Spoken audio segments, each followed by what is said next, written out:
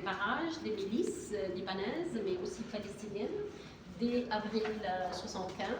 Il y a eu beaucoup d'échanges aussi entre les milices, les partis politiques qui avaient des milices, ou l'aile militaire.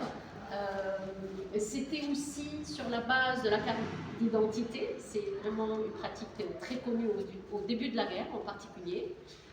Mais aussi, alors quand on parle des disparus, on parle, c'est une notion en anglais de missing, qui est une notion qui est large, qui inclut ceux qui ont été enlevés, ce qu'on appelle les enlèvements, les disparitions forcées dans le jargon du droit international.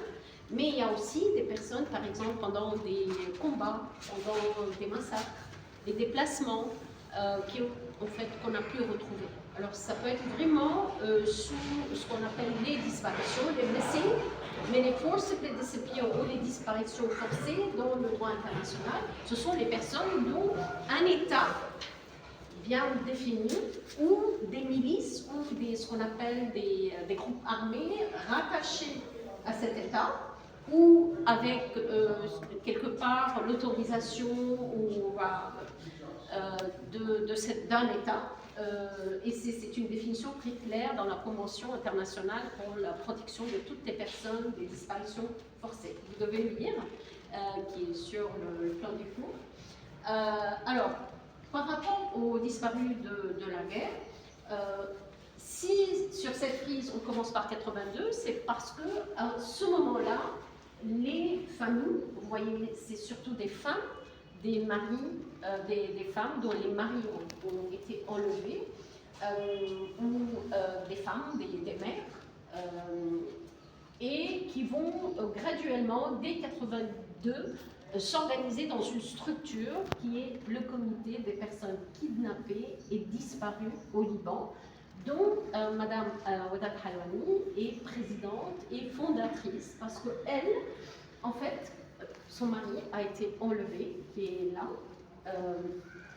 et qui, en fait, va taper à toutes les portes, que ce soit les leaders politiques, les premiers ministres, le président, les partis politiques qui étaient en fait dans la région où son mari a été enlevé. En fait, c'était dans leur propre maison, devant les enfants.